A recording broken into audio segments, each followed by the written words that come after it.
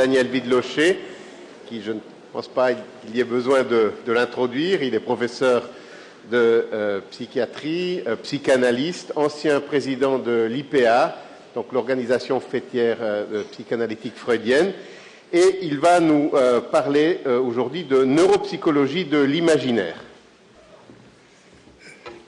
Merci Pierre Magistrati de m'avoir invité pour ce dernier round de la journée, excusez ma prononciation, qui sera peut-être un peu plus clinique, un peu plus psychanalytique. Ça n'est pas qu'on n'ait pas entendu parler de psychanalyse, on en a beaucoup entendu parler, fort bien d'ailleurs, je n'ai pas du tout de sentiment négatif à l'égard de tout ce que j'ai entendu, j'ai beaucoup appris. Et en même temps, j'arrive et je me pose la question, d'ailleurs je l'avais préparé, les psychanalystes prennent-ils tous le soin nécessaire pour faire connaître aux chercheurs en neurosciences les données qu'ils recueillent à partir de leurs pratiques et qui pourraient solliciter l'intérêt de ceux-ci? Plus simplement, donnons-nous aux neuroscientifiques, à la neuroscience, donnons-nous les questions qui méritent d'être posées en fonction de notre clinique. De notre clinique, faudrait-il mieux ne pas dire de nos cliniques, car je voudrais tout de suite insister sur le fait que la psychanalyse a plus de 100 ans, les pratiques ont évolué, les modèles théoriques se sont complexifiés. Nous sommes en face d'une sémiologie extrêmement riche et variée. Et par conséquent, je pense qu'il y a une diversité entre nous psychanalystes, qui n'est pas seulement une querelle d'école sectaire, mais qui est tout simplement le reflet d'une diversité dans les voies que les psychanalystes ont suivies. Freud le premier d'ailleurs ne s'est pas manqué d'avoir une certaine diversité dans ses approches, mais qui se sont multipliées bien entendu par la suite. Et je pense que ce serait intéressant que nos collègues comprennent que même Freud, je dirais, les textes de Freud sont eux-mêmes d'ailleurs pleins, non pas de contradictions, mais de complexité, qui montrent des diversités d'approches dans la pensée même de Freud, et que beaucoup de références à Freud mériteraient quand même d'être nuancées par les travaux qui, depuis 100 ans, se sont développés dans un certain climat, j'insiste encore, de diversité. Et je n'ai pas l'intention maintenant d'exposer le point de vue de la psychanalyse, je vais plutôt développer un certain point de vue de la psychanalyse qui m'intéresse particulièrement, qui me semble me mobiliser dans mes pratiques et que par conséquent j'aimerais voir s'il ne pose pas aux sciences neurophysiologiques des questions intéressantes.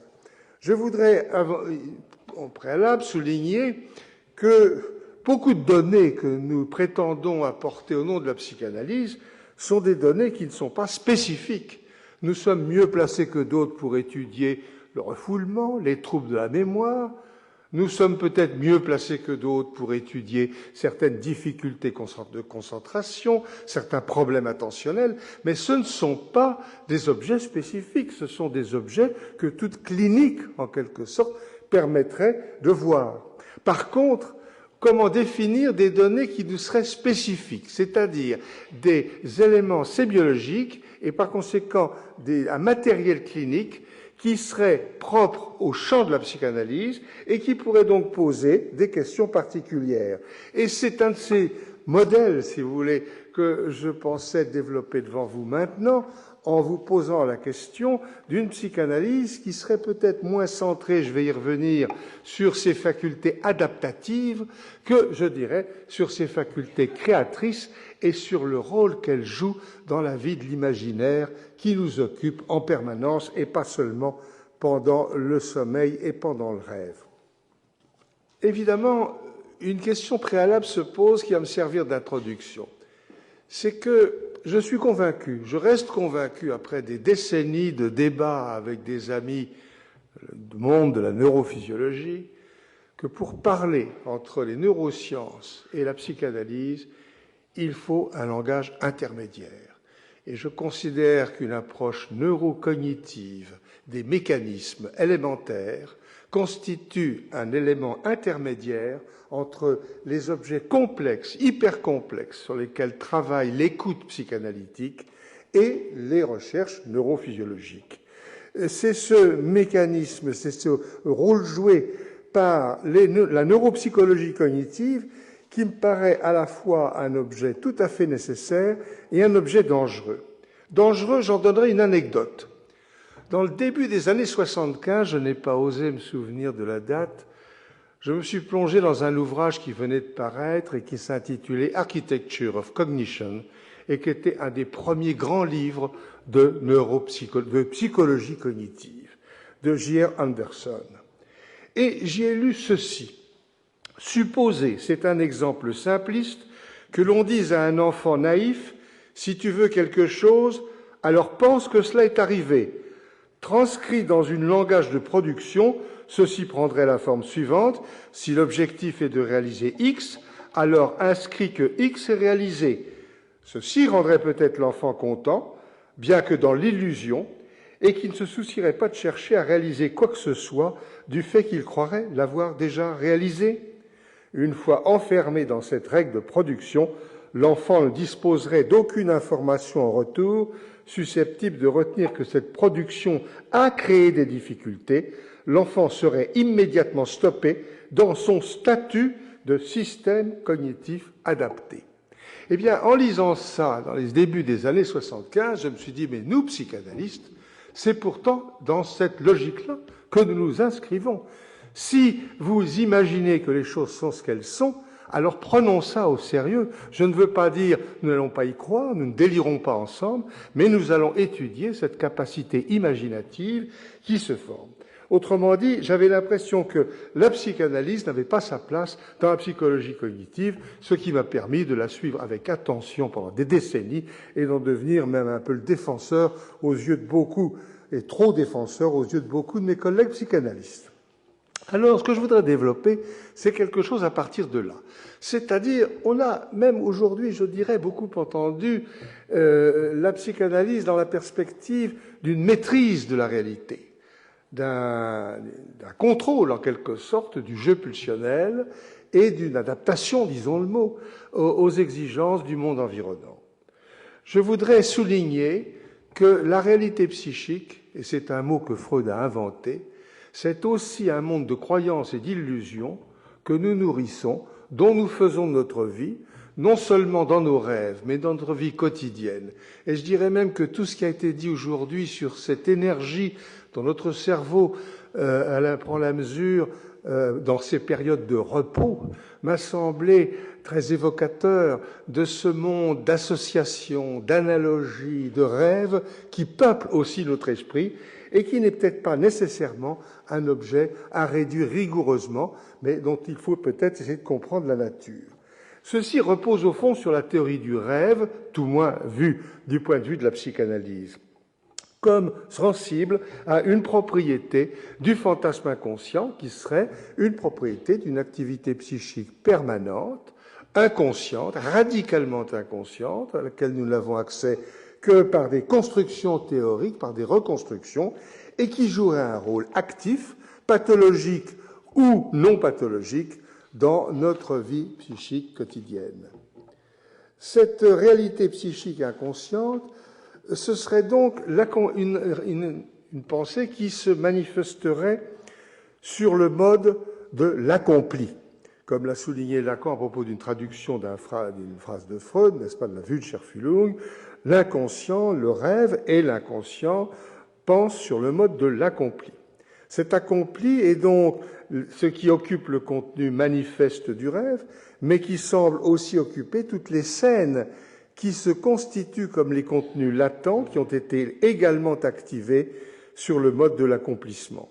On peut donc penser que c'est parce que ces traces mnésiques activées, les scènes du passé, sont représentées comme scènes présentes, hallucinatoirement présentes dans le rêve, que la composition qui en est l'expression composite, celle du contenu manifeste du rêve, est donc représentée sur le mode de l'accompli. Le rêveur, je ne dis même pas qu'il croit, je dis le rêveur voit que s'accomplit l'action dans laquelle il est engagé, qu'il en soit l'agent actif, le sujet passif ou l'observateur. Le terme de représentation n'est d'ailleurs pas très bon à ce niveau-là.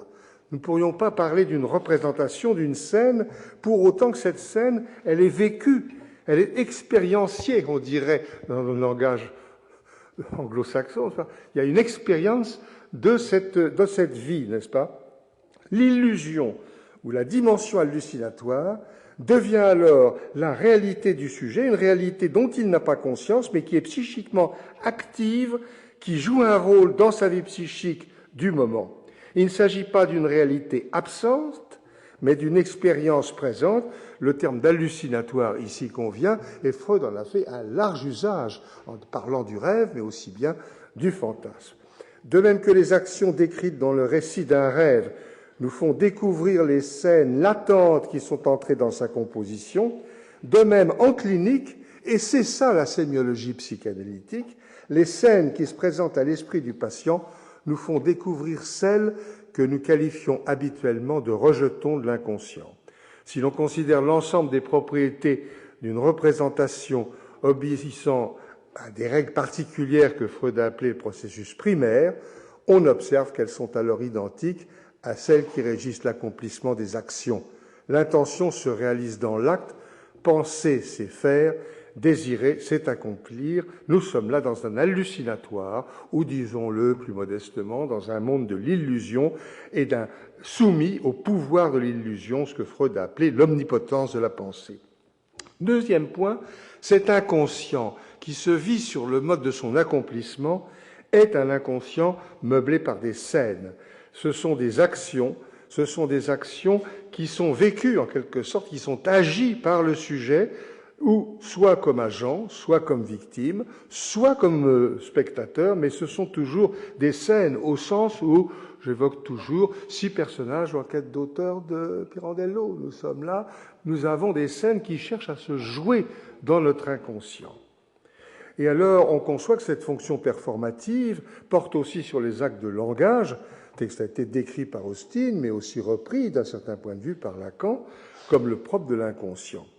La formule de l'inconscient structurée comme un langage ne doit pas cependant nous satisfaire entièrement, car il s'agit en réalité d'une intuition d'une parole ayant fonction d'acte. Je dirais plutôt que par la parole et par l'image, l'inconscient fait exister en nous hallucinatoirement ce qui cherche à l'être. La réalité psychique n'est donc pas constituée par des représentations, mais des mises en acte, des scènes. Le psychanalyste, ici, est donc en droit d'interroger la neuropsychologie cognitive. Que savons-nous d'une mémoire qui ne se matérialiserait pas dans des scènes perçues, mais dans des programmes moteurs complexes, hautement chargés de sens et de connotations affectives? Nous retrouvons donc ici la neuropsychologie du phénomène hallucinatoire. C'est l'acte lui-même qui crée son intention, sans intention préalable. Ceci, alors, nous mène à l'idée que ce programme d'action, on pense ici au simulateur d'action qu'évoquait Berthaud, cette mémoire de l'action n'est donc pas celle d'un simple programme moteur. Elle nécessite presque toujours une mise en relation avec un tiers ou avec des tiers qui figurent dans la scène, non comme objet passif, mais dans une position d'altérité active. C'est-à-dire que le troisième caractéristique, avec la dimension inconsciente et la dimension d'action hallucinatoire, la troisième caractéristique qui me paraît importante à souligner de cette réalité psychique, c'est d'être articulé avec l'imitation, appelons ça empathie. Reprenons le terme d'objet miroir maintenant. Quand j'écrirai le dictionnaire des idées reçues en psychanalyse, je dirais idées neurones miroirs, surtout n'en parlez plus, ça fait ringard, évitez ce mot-là. Alors, ne parlons pas de ça, mais parlons des activités imaginatives, au sens le plus large du terme, peut-être le plus plat, pour évoquer ce rôle de l'altérité, cette activité mentale d'autrui. Alors, je dirais que cette activité mentale d'autrui, elle n'est pas là vue simplement comme du relationnel, comme du communicationnel avec l'autre. Elle est vécue comme l'intériorisation de la pensée de l'autre dans la construction d'une hallucination en commun, d'une rêverie en quelque sorte partagée. Donc, si nous voulons bien reconnaître qu'il y a des formations de l'esprit qui s'expriment comme irrationnelles, qui sont contraignantes, véritablement qui s'imposent, nous sommes possédés par elles, et qui échappent à toute intention volontaire, cette approche psychanalytique suggère que ces formations trouvent leur origine dans un mode de pensée radicalement inaccessible à la conscience, caractérisé par conséquent par des actions, des scènes, qui composent une réalité présente. C'est ce que Freud, je crois, a défini comme étant la réalité psychique opposée à la réalité matérielle, c'est-à-dire la réalité que nous percevons dans le monde environnant. Je voudrais soumettre ces perspectives, qui ne sont donc qu'une manière de penser la sémiologie de l'inconscient, je voudrais les soumettre à deux types de critères. Des critères de compatibilité et, pour terminer, des critères de complémentarité. Des critères de compatibilité. Quelles que soient les raisons empiriques cliniques que nous avons de soutenir un tel modèle, c'est-à-dire d'être convaincus que nous avons là un objet de connaissance qui mérite d'être transmis et suggéré à nos amis des neurosciences pour qu'ils en fassent quelque chose qui ne soit pas seulement l'idée d'Anderson que nous avons tout simplement à soigner les gens des erreurs, en quelque sorte, de leur système de jugement perceptif. Il nous faut les soumettre, évidemment, à un jugement de compatibilité. Les résistances, à mon avis, que de nombreux psychanalystes, ô combien, opposent au principe d'un tel jugement, à savoir l'idée qu'il pourrait y avoir une compatibilité entre la réalité psychique inconsciente et un certain fonctionnement neurophysiologique, eh bien, tiennent au fond à ce que l'idée que le monde du rêve pourrait être, auquel ils tiennent esthétiquement parlant, en quelque sorte, pourrait être en quelque sorte aussi fabriqué par notre cerveau, matériellement composé, alors qu'il est apparemment une réalité psychique, un monde de l'imaginaire. C'est donc bien une neurophysiologie de l'imaginaire à laquelle il s'agit de se rapprocher. Donc on doit poser la question de la compatibilité. Existe-t-il une combinatoire d'opérations cognitives élémentaires qui permettent de rendre compte de cette pensée en charge d'élaborer des représentations fictives dotées d'un tel pouvoir d'illusion, doublement fictives puisqu'elles représentent une scène construite sans support perceptif présent, et en même temps, elles ont un effet immédiat présent hallucinatoire, puisqu'elles imposent une croyance d'évidence, une présence en quelque sorte, encore une fois, hallucinatoire. Je pense d'ailleurs que l'éminent conférencier qui va me suivre va reprendre un peu cette question-là, si j'en suis du moins son titre. En réalité, je crois que nous disposons de nombreux arguments pour fonder cette compatibilité de principe entre l'imaginaire hallucinatoire de l'inconscient et le fonctionnement neurophysiologique. Sur le principe même d'une pensée inconsciente, la neurophysiologie du rêve nous permet de concevoir, et on en a vu de nombreuses références dans la journée, qu'un certain mécanisme du rêve puisse exister en permanence, à l'état de veille. C'est là une question, à mon avis, fondamentale. Je ne dis pas que je perdrais ma foi dans la psychanalyse si on me prouvait que ça n'est pas vrai, mais j'avoue que si on me prouvait que ça existe, je serais singulièrement rassuré sur les bases neurophysiologiques de mon travail clinique. Le point de vue selon lequel cette forme de pensée inconsciente, comme celle du rêve, se matérialise en représentation d'actions fictives, rejoint donc la question d'une mémoire de l'action. Peut-être ici conviendrait-il d'être prudent et de mettre en garde les psychanalystes qui ont tendance à parler ici d'une mémoire procédurale inconsciente, dans la mesure où il ne s'agit pas d'un savoir-faire à proprement parler, donc d'une mémoire procédurale au sens cognitif du terme, mais bien de la représentation d'actions en train de s'accomplir, quelque chose qui est beaucoup plus proche, j'y reviens encore, de la scène hallucinatoire, et qui mérite, à mon avis, d'être dénommé, repéré autrement que par une référence à la mémoire procédurale. Il s'agit là d'un faire intérieur, sans doute, mais d'un faire thématique, d'un lien à autrui, d'un scénario, n'est-ce pas, qui se vit en nous, qui nous possède, et ceci mérite peut-être qu'on le décrit. Je trouve qu'il y a un malaise entre la mémoire procédurale et les mémoires déclaratives. Il nous manque quelque chose, une espèce de mémoire praxique, une espèce de mémoire scénique, en quelque sorte, qui nous irait mieux pour refléter cette connaissance de l'inconscient. Enfin, du point de vue selon lequel cette psychologie de l'imaginaire implique une forme d'empathie, de co-pensée, comme j'ai dit, outre ces développements dans le champ de la psychanalyse, soulève les questions que l'on sait dans le cadre de la neurophysiologie de l'imitation. Je ne reviendrai pas ici sur les neurones miroirs. Freud, en considérant l'existence d'un transfert de pensée entre deux personnes, entre deux esprits, s'est aussi approché de la question, combien plus épineuse, de la transmission de pensée et de la télépathie. N'oublions pas que télépathie, ça se dit en allemand transfert de pensée, c'est-à-dire qu'il y a là une équivoque du terme tout à fait importante. Bon exemple, à mon avis, d'un cheminement qui aurait pu le conduire à un égarement sur un terrain échappant au principe de compatibilité. Nous resterons donc sur les concepts d'empathie, de théorie de l'esprit et d'imitation, dans un champ de confrontation interdisciplinaire plus sûr et ouvert actuellement à des explorations nombreuses fidèles à ce principe. J'en viens maintenant à la troisième partie, c'est-à-dire le principe de complémentarité.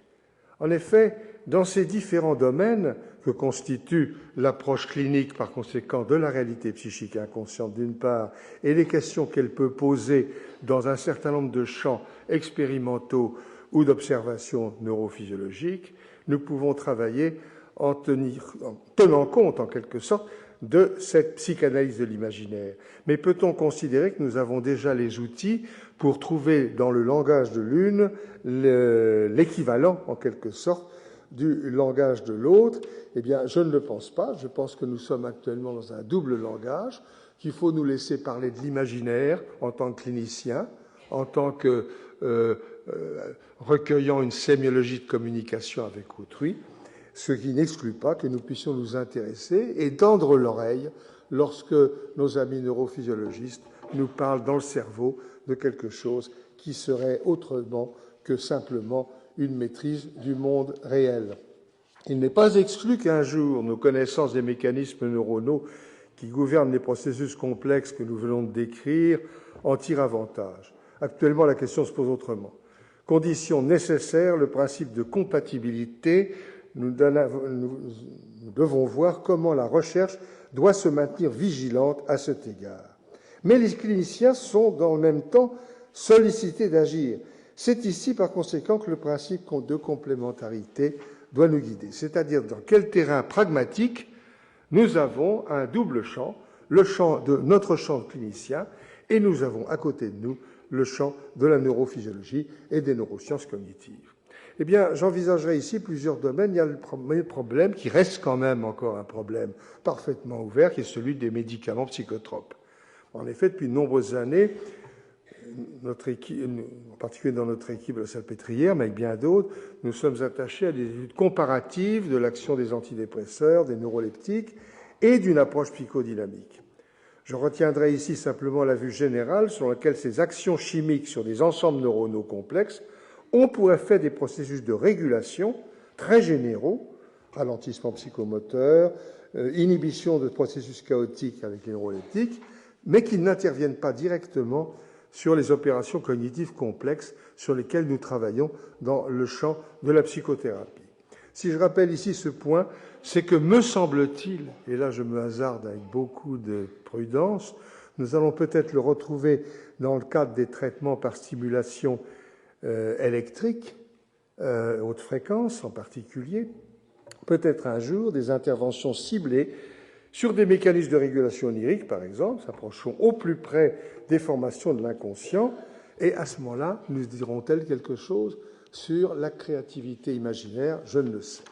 Dans le domaine de la pathologie, je mentionnerai l'importance que prend actuellement la connaissance des processus d'empathie dans le domaine de l'autisme infantile précoce. Certains voient là un apport de type cognitif portant sur des mécanismes élémentaires, mais on peut penser que ces mécanismes agissent sur les processus d'imitation qui interviennent dans la relation avec la personnalité de l'autre et créent des liens intéressants, c'est-à-dire je ne vois absolument pas en quoi la prise en charge d'un enfant autiste par la psychothérapie, d'un jeu avec un enfant autiste, constituerait une sorte de défi à une connaissance objective de la maladie de l'autisme infantile. Je terminerai par un domaine dans lequel nous nous sommes engagés depuis un certain nombre d'années avec un certain nombre de collègues qui sont ici présents. Je pense à un groupe de Lisa Houss à la aux enfants malades à Necker, et puis chez nous à la Salpêtrière, autour de Catherine Fayada, savoir le problème des prises en charge psychothérapiques, analytiques, je ne le cacherai pas, à des patients cérébrolésés. Il ne s'agit nullement, évidemment, de prétendre qu'on va, par l'interprétation sur l'inconscient psychanalytique, faire une interprétation thérapeutique sur le lésionnel. Pas même d'agir comme une sorte d'appoint par rapport aux méthodes de rééducation, par ailleurs nécessaires. Il ne s'agit donc pas d'intervenir directement sur les déficits cognitifs, mais de donner à des patients que le déficit cognitif a rendu, je dirais, dans une pauvreté dans le domaine de l'activité imaginaire, de l'illusion, de l'associativité, du monde analogique dans lequel ils vivent, d'une pauvreté qui ne résulte pas seulement du déficit cognitif, mais qui résulte du fait que ce déficit cognitif a complètement envahi, en quelque sorte, traumatiquement parlant, leur personnalité. On n'oserait donc pas, dans l'état actuel de ces pratiques, envisager des effets positifs sur des processus d'auto-réparation. Nous n'avons pas la prétention. Il s'agit en fait d'entraîner une meilleure connaissance de soi et du handicap, un rapport meilleur à l'entourage, une meilleure utilisation des ressources cognitives. Alors ça, c'est tout à fait frappant, en particulier dans les liens qui peuvent se poser entre une anosognosie et des dénis affectifs qui se conjuguent à une base anosognosique, mais qui ont une variabilité qui montre en quelque sorte un mésusage de l'anosognosie, donc une reprise d'une certaine activité imaginative. Cette clinique n'en est qu'à ses débuts et ne s'est guère affranchie du terrain des cas individuels et du monographie. Pour conclure, je dirais que la créativité imaginaire n'est pas seulement un effet de l'illusion compensatrice, un abus de croyance erroné en psychanalyse. La psychanalyse s'intéresse sur le modèle du rêve à une activité imaginative qui nous fait vivre. Une partie des rêveries nécessaires à notre bien-être mental nous sont même radicalement inconscientes. La psychanalyse nous aide à les saisir indirectement et à en mesurer le poids sur notre vie mentale. Une perspective qui ne peut qu'intéresser le domaine des neurosciences. Il nous faut donc admettre que nos capacités cognitives, les mécanismes cérébraux qui les régulent, n'ont pas seulement pour tâche de nous aider à faire face à la réalité matérielle qui nous entoure, mais aussi à nous faire reconnaître cette réalité psychique qui nous nourrit et qui nourrit nos illusions. Je vous remercie.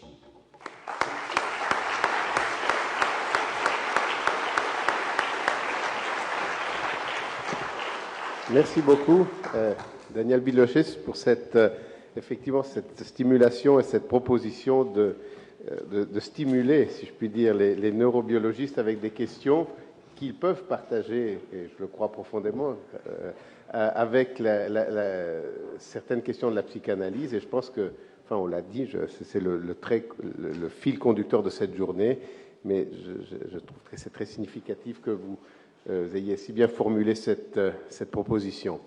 Voilà, nous avons le temps pour quelques questions, s'il y en a. Juste un mot pour revenir sur la notion de rêve dont vous parlez. Pour un neurobiologiste, a priori, le rêve, puisqu'il peut être raconté, devrait être conscient. Alors évidemment, c'est l'interprétation des rêves et la voie royale de l'inconscient, on connaît ça. Mais pour vous, le rêve, il est inconscient ou il est conscient ? Vous avez tout à fait raison. Quand on parle du contenu manifeste du rêve, c'est la tentative de reconstruction mnésique, mais tout à fait consciente et élaborée, que le rêveur fait. Par conséquent, nous ne pouvons pas prétendre travailler sur le rêve. Ce que nous pouvons, c'est penser que le rêveur, lui, est possédé par le rêve. Je n'entre pas dans le détail, mais les travaux qui ont montré en particulier le rôle de l'inhibition motrice dans le phénomène onirique, le fait que si vous levez cette inhibition motrice et que vous permettez au sujet, soit par la pathologie, soit dans l'expérimentation, je vais la montrer il y a fort longtemps déjà à propos du chat, vous voyez à ce moment des comportements moteurs se révéler. Nous avons quand même des éléments indirects pour reconstruire ce que peut être l'hallucinatoire de l'activité onirique elle-même, même si le récit qui en est fait après est évidemment une élaboration qui est plus ou moins déformée par rapport au contenu du rêve lui-même. Autrement dit, l'intérêt qu'on peut porter actuellement sur les syndromes où il n'y a pas d'inhibition motrice dans l'activité onirique et où on voit l'activité onirique se manifester par des comportements visibles en quelque sorte, peut être intéressante à ce point de vue-là, de même que les expérimentations sur l'animal. Ce que vous dites, c'est Mais l'inconscient, le rêve lui-même est inconscient. Mais vous dites que ce que vous venez de dire, c'est que le chat de Jouvet rêve. Lorsque Jouvet a détruit les systèmes inhibiteurs moteurs, Oui. à ce moment-là, il s'est mis à agir et à bouger pendant son sommeil paradoxal. Donc, vous pensez qu'il était en train de rêver? Il était en train de vivre hallucinatoirement ce qui se passe dans le rêve quand il y a une inhibition.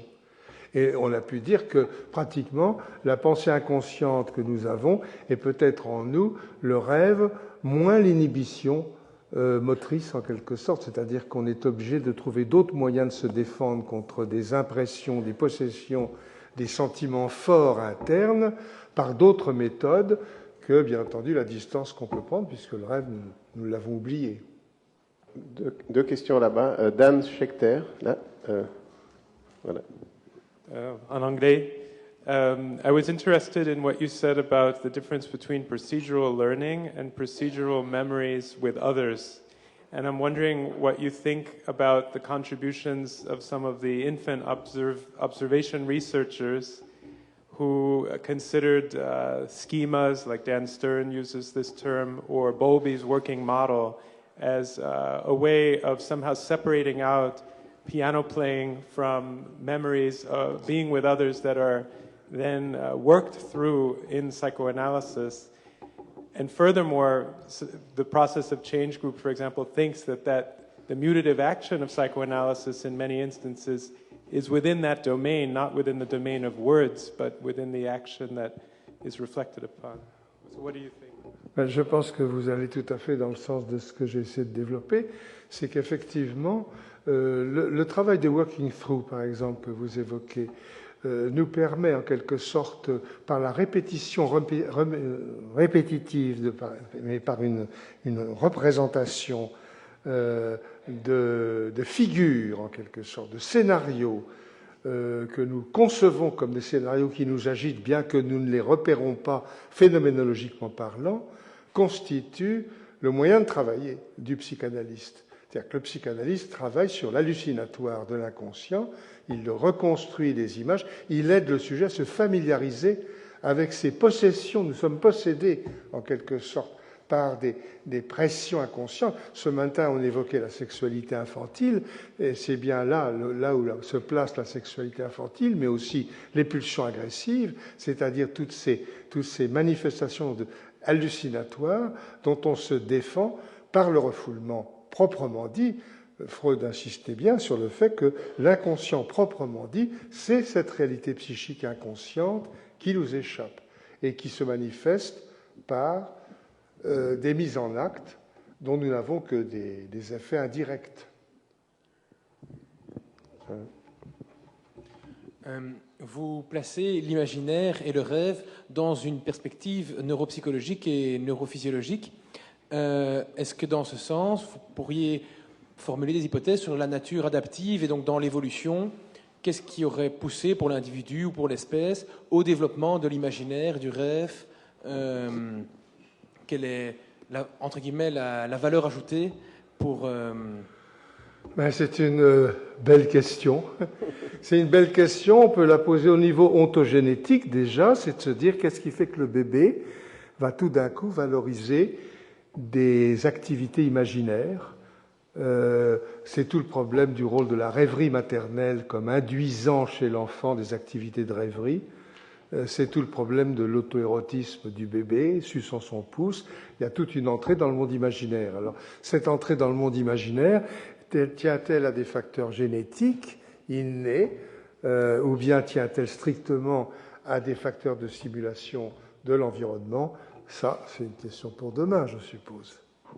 C'est la question.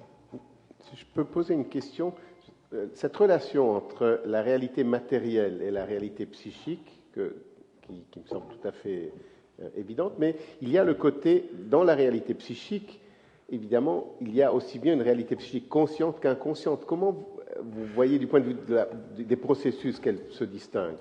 Pour Freud, non, parce que Freud fait une distinction. Alors là, bon, on peut ne pas la faire. Hein. Ouais. Mais enfin, Freud fait une distinction, je trouve importante, que ne font pas un très grand nombre de psychanalystes. Mais lui l'a fait clairement. La réalité psychique est une pensée hallucinatoire. Le sujet croit, il sait que c'est vrai, alors que la réalité matérielle, c'est nous représentons les choses. Ce qui fait qu'une grande part de notre subjectivité est une subjectivité qui entre dans la réalité matérielle. Nous nous observons. Autrement dit, ce qui serait réalité psychique, c'est cette portion hallucinatoire qui guiderait à notre insu une partie de notre vie mentale et qui trouverait dans le rêve une analogie ou peut-être un modèle initial. Monsieur, est-ce qu'on pourrait vous demander d'aller un tout petit peu plus loin dans le challenge demandé par les organisateurs de la journée au début, c'est-à-dire cette espèce de dipôle entre l'approche diachronique et l'approche synchronique? Je veux dire que les psychanalystes classiques sont un peu trop dans la reconstruction explicative, et moi j'ai appris avec vous que c'était pas ça, la psychanalyse, de trouver une énigme secrète enfouie, la caricature qu'on en fait. Mais est-ce que vous seriez prêt, en valorisant autant l'activité, le pouvoir économique de l'imaginaire, à basculer la psychanalyse vers un point de vue synchronique, vers l'après-coup, vers...